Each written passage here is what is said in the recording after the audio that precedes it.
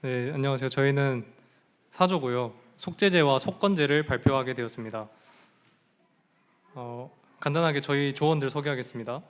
허은영 자매님, 그리고 전유림 자매님, 그리고 이운경 자매님 이렇게 함께 발표를 준비하게 되었습니다.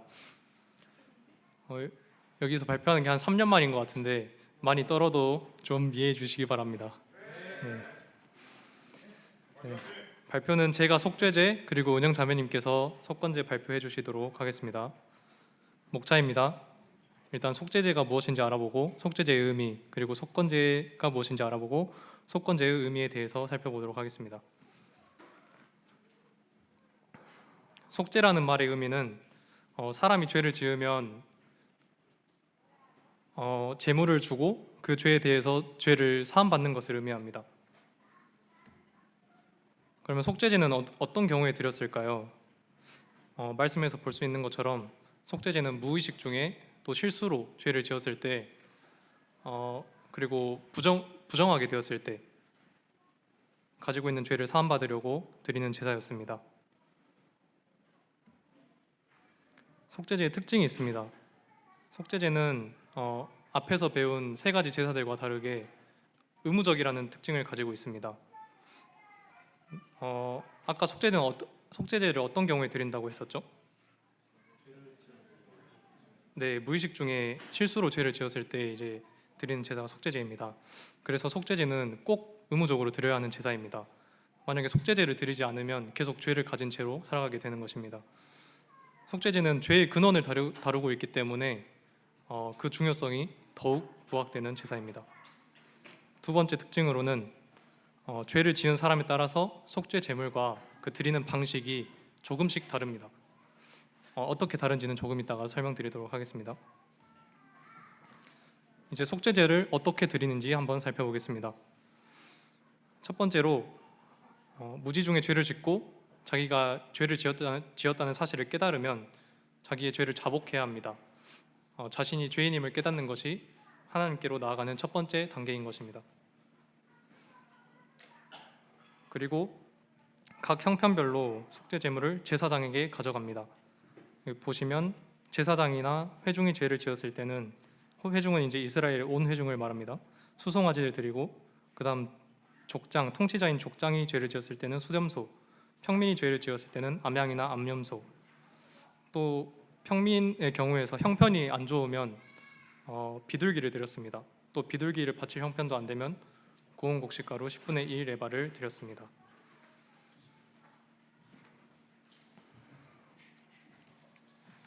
죄를 지은 사람별로 제물이 이렇게 다른 이유는 그 죄의 영향력이 다르기 때문입니다. 이 부분에 대해서는 뒤에서 따로 언급하겠습니다. 다음으로 제물을 가져왔으면 제물을 가져온 사람이 제물의 머리에 손을 얹는 행위를 합니다. 즉 안수를 해야 합니다. 안수를 하는 이유는 죄 지은 사람의 죄를 흠없는 제물에게 전가시키기 위해서 하는 것입니다. 그렇기 때문에 제물은 꼭 흠이 없는 것을 드려야만 했습니다. 안수한 후에 제물은 가져온 사람이 죽이고 제사장은 제물의 피를 받습니다. 안수를 함으로써 죄 지은 사람은 제물을 죽음으로 이끌지만 제물은 죄 지은 사람을 죄 없도록 하는 것을 볼 수 있습니다. 이것을 통해서 예배자와 제물이 하나인 것을 알 수가 있습니다. 그 다음 세 번째로 제사장이 제물의 피를 손가락으로 찍어서 뿌리는 행위를 합니다. 여기에서 신분에 따라 피를 뿌리는 위치가 다른데 아까 말씀드린 것처럼 제사장이나 온 회중이 죄를 지었을 때는 속죄 제물로 수송아지를 드린다고 했었죠. 그때는 제사장이 성소에 들어가서 성소와 지성소를 구분하는 그림 참고해 주시기 바랍니다. 휘장에다가 피를 7번 뿌립니다. 그리고 그 앞에 있는 향단의 뿔에 피를 바릅니다.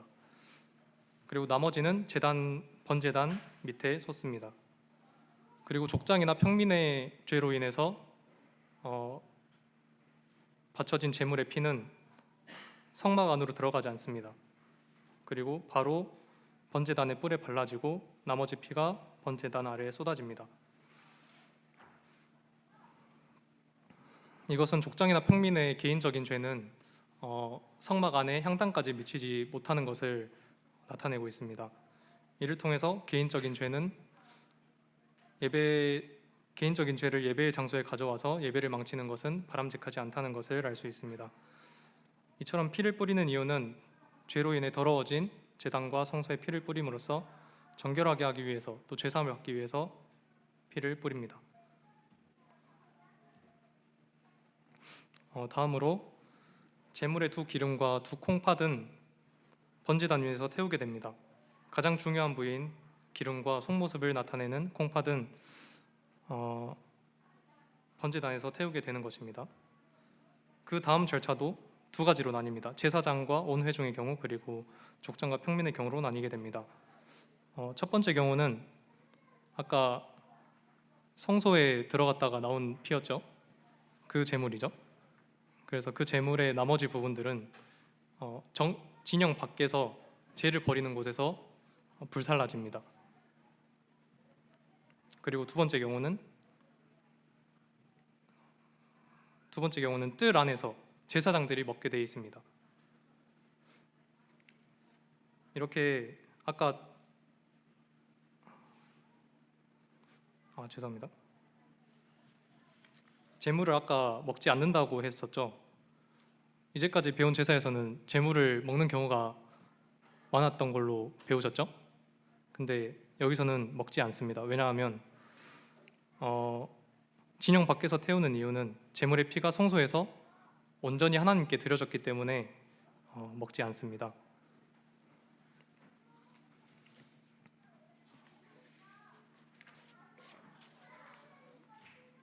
네, 다음으로 속죄제의 의미에 대해서 살펴보겠습니다.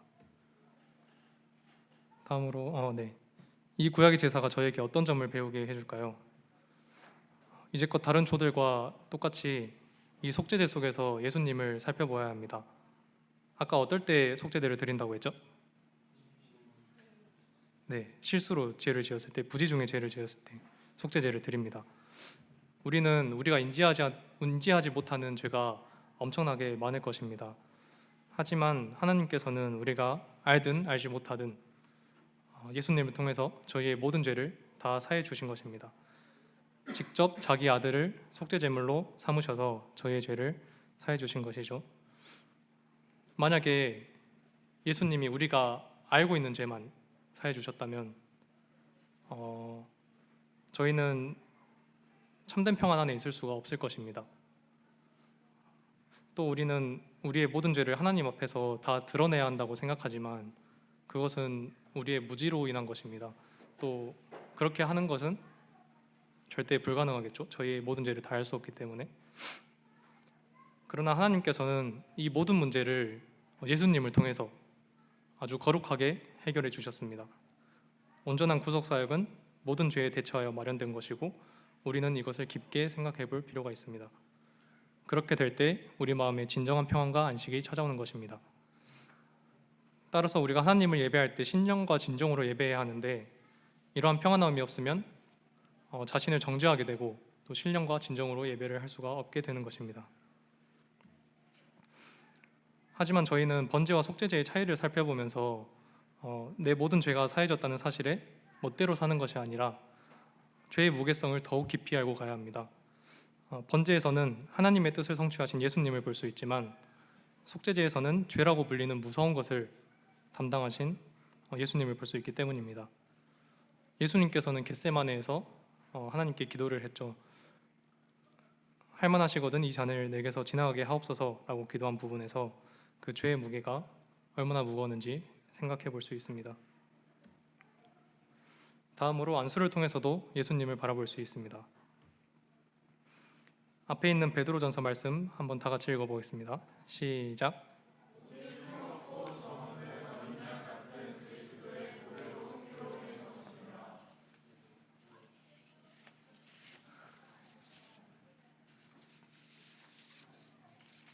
네, 저희가 아까 전에 배운 것처럼 흠없는 제물에게 안수를 함으로써 죄가 전가된다고 배웠습니다. 죄 지은 사람은 제물을 죽음으로 이끌지만 바쳐진 제물은 죄 지은 자를 죄사함으로 이끄는 것을 볼 수 있습니다. 이처럼 흠없는 예수님께서 우리의 죄를 지시고 십자가의 길을 가신 것을 알 수가 있습니다. 죄가 가득한 우리들은 속죄 제물이신 예수님을 십자가로 이끌었고 또 예수님은 그 피로써 우리를 죄 없게 하셨고 생명으로 이끄셨다는 것을 묵상해 볼 수 있습니다. 앞에 있는 고린도후서 말씀 다 같이 읽어보겠습니다. 시작.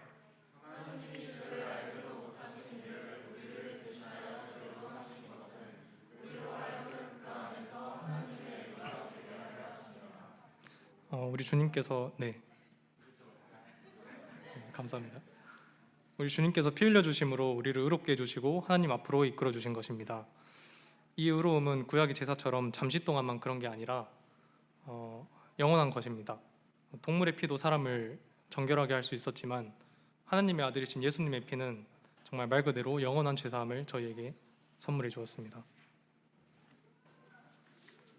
다음으로 제물의 피를 휘장과 향단의 뿔에 뿌리고 발음으로 하나님께서 백성들과 관계를 맺으신 것처럼 우리도 예수님의 피로 인해서 하나님과 친교할 수 있게 되었습니다. 마지막으로 속죄 제물의 남은 부분을 진영 바깥에 버리는 곳에서 태우라고 하신 말씀처럼 예수님께서도 성문 밖에서 고난받으신 것을 볼 수 있습니다. 지금껏 살펴본 것처럼 하나님께서 예수님의 피를 통해 완전한 속죄제를 이루신 것을 볼 수 있었고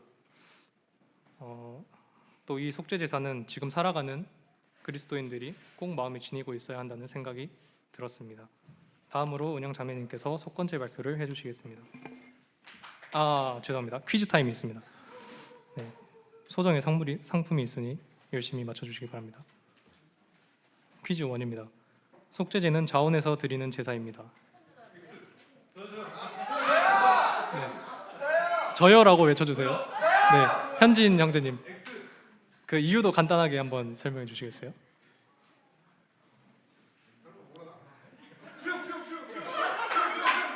주영 형제님. 정답입니다. 두 번째 퀴즈입니다. 속죄 제물은 형편에 관계없이 모든 사람이 인기 형제님 목소리가 굉장히 빨리 들렸던 것 같습니다. 이유가 뭐죠? 간단하게 설명해 주셔도 돼요. 엄청 간단하게. 맞아요. 형편에 따라서 다릅니다.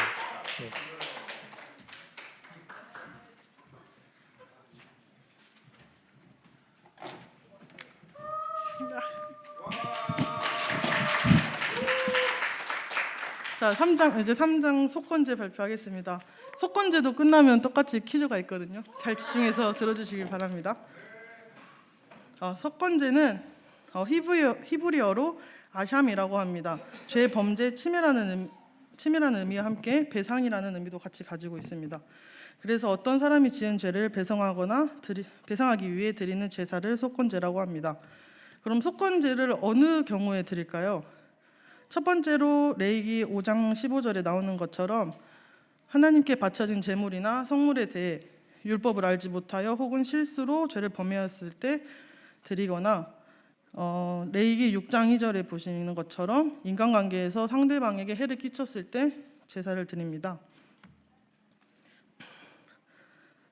그래서 속건제를 드리는 방법은 우선 제물은 흠 없는 순양이어야 하며 속건제를 드리는 규례는 앞에서 발표한 속죄제의 규례와 같습니다. 2절에 보시면 번제물을 잡는 곳에서 번제물을 잡고 그 피를 제단 사방에 뿌린 후 5절에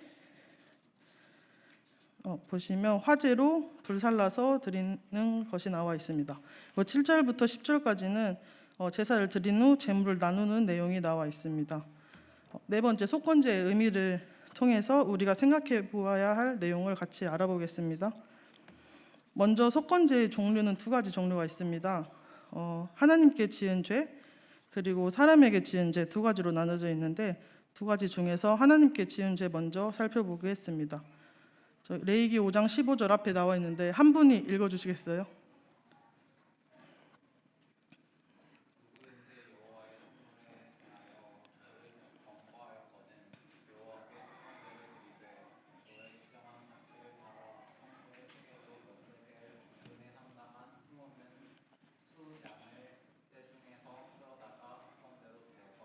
네, 감사합니다. 15절에 나와 있는 여호와의 성물은 하나님께 봉헌된 모든 것을 이야기하고 그릇 범가하였다는 것은 무지로 인해서 지은 죄를 이야기합니다. 자, 그럼 여기서 질문하겠습니다. 그릇 범가하였을 때, 즉 인간이 무지에서 죄를 지었을 때 하나님이 간과하실까요? 네, 전혀 절대로 간과하지 않으십니다. 인간의 양심은 결코 하나님의 거룩한 성소에서 기준이 될 수가 없습니다. 그릇 범과하여라는 말과 같이 우리는 범죄 사실조차 모르는 가운데 하나님의 규례를 어기게 될 때가 있습니다. 하지만 무지로 인한 범죄라도 하나님은 결코 간과하시지 않으십니다. 그럼 무지해서 모르고 지은 죄까지 제사를 지내라는 것은 너무한 거 아닌가라는 생각을 할 수 있는데, 이것은 하나님의 거룩성과 우리의 평안의 기초와 연결되어 있습니다. 하나님께서는 죄이지만 우리가 모른다고 이 죄를 넘어가면 하나님은 과연 거룩하다고 할 수 있을까요? 하나님은 사람의 양심 수준으로 심판의 기준을 낮추시지 아니하고 하나님의 심판대의 기준에서 우리를 보시며 거룩성을 나타내고 계십니다. 그리고 이러한 하나님의 거룩성은 혹시 우리가 알지 못하고 죄를 짓지 않았을까 하는 고통스러운 생각에서 해방시켜주며 우리의 십자가 사역도 우리가 알지 못하는 죄도 다 해결해 주셨다는 우리의 평안의 기초가 됩니다. 그리고 우리는 정죄를 내리지 않는 마음과 해방을 받은 마음을 가지고 거룩성의 온전한 빛 안에서 담대히 설 수 있습니다. 이제 두 번째로 사람에게 지은 죄로 인한 속건제에 대해 살펴보겠습니다. 이웃에게 범죄를 저질렀을 때 본 물건의 5분의 1을 더하여 즉 120%를 보상해야 하는 속건제를 지내야 했습니다. 이스라엘 백성들이 이 제사를 통해 자신의 죄책감에서 벗어나고 타인에게 끼친 피해를 보상하며 하나님과의 관계뿐만 아니라 이웃 간의 관계도 회복할 수 있었습니다. 자, 그럼 다음 두 가지 속건제를 비교하면서 그 속에 나타난 의미를 알아보겠습니다. 첫 번째 두 제사의 차이점은 그릇 범가하였거든이라는 단어가 쓰였냐 안 쓰였냐에 있습니다. 즉 죄를 저지른 후에 스스로 아는지 모르는지의 차이가 있습니다. 하나님께 지은 죄에 대한 제사는 그릇 범가하였거든라는 말이 언급되지만 사람에게 지은 죄에 대해서는 제사에 대해서는 언급되지 않고 있습니다. 이것은 하나님과 관계에서 사람의 양심으로 하나님의 거룩한 기준을 알지 못하는 경우가 있을 수 있지만 사람의 관계에서는 사람의 양심으로 잘못한 일을 알 수 있기 때문입니다. 이웃을 속이거나 분실된 물건을 줍고도 모르고 행하였다고는 할 수 없다는 것처럼 말입니다. 자, 두 번째 차이점은 배상과 제사의 언급 순서를 주목할 필요가 있습니다. 하나님께 지은 죄에서는 허물의 문제가 야기될 때는 1차적으로 흠없는 제물이 등장하고 그 후에 배상을 하는 순서였습니다. 그러나 사람에게 지은 죄는 배상을 한 후에 제물을 드리라고 이야기하고 있습니다. 이 순서는 마태복음 5장의 본문에서도 찾아볼 수 있는데요. 다 같이 한번 읽어주시기 바랍니다. 시작.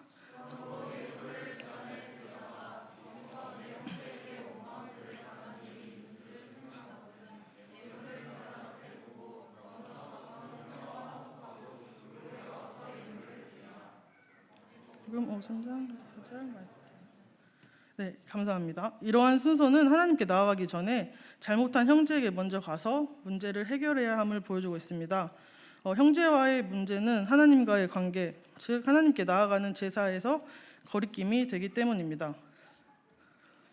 이러한 방해는 오직 구속 사실에 근거하여야 회복이 됩니다. 단순히 상대의 손해를 배상하는 것은 손해본 사람을 만족시킬 수는 있겠지만 나와 하나님과의 회복된 관계의 기초를 형성하지는 못합니다. 배상을 하더라도 상대방에게 저지른 나의 죄는 그대로 남아있기 때문입니다. 왜냐하면 주님께서는 히브리서 9장 22절에 피 흘림이 없은즉 사함이 없다고 하셨기 때문입니다. 자, 이제 마지막으로 5분의 1에 대해서 알아보겠습니다. 속건제에서 하나님께 범죄한 경우, 이웃에게 범죄한 경우 모두 다 5분의 1을 더하여 배상하라고 이야기하고 있습니다. 이렇게 5분의 1을 더해서 배상하라고 이야기하고 있습니다.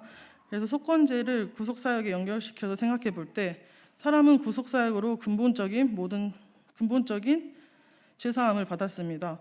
십자가의 구속 사역으로 하나님은 구속의 사역으로 잃어버리셨던 것, 곧 저희를 되찾으신 것뿐만 아니라 더 큰 영광을 받으셨습니다.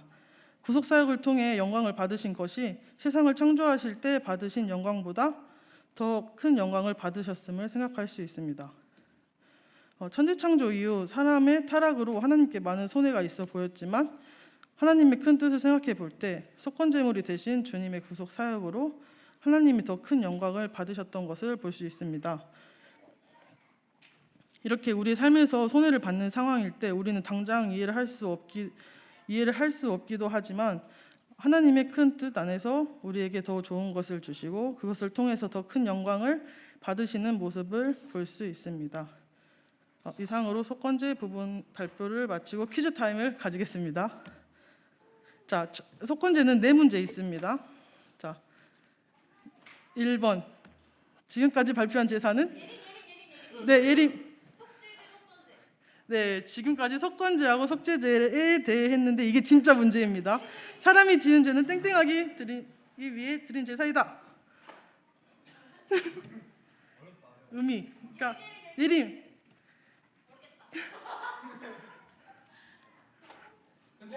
현진. 정답입니다. 자, 2번째 문제 가겠습니다. 괄호에 들어갈 말을 2개 말해주시면 됩니다. 지혜. 네, 맞습니다. 이웃. 더 정확한 정답 아시는 분. 지혜자매도 주고 은강현지님도 들으세요. 네, 하나님께 지은 죄와 사람에게 지은 죄 있습니다. 자, 다음에는 OX 문제입니다. 하나, 둘, 셋. 현빈. 네, 맞습니다. 배상을 한 후 제사를 드려야 합니다. 자, 이제 마지막 문제가 있는데요. 먼저 아시는 분 바로 손 들어주시기 바랍니다. 다음 주 속건제를 배상할 때 본물에 몇 배를 더해야 할까요?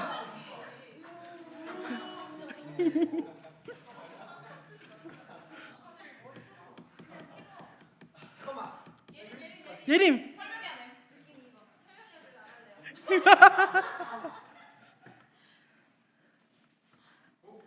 주영. 1번 땡. 인기. 3번 땡. 자, 잠깐만 내려주세요. 잠깐만. 하나, 둘, 셋. 2번. 왜 2번인가요? 2번이 몇이 나와서 2번인가요? 아, 0.2 정답입니다. 네, 본물의 5분의 1인 0.1을 배상하여서 해야 됩니다. 이상으로 사주 발표를 마치겠습니다.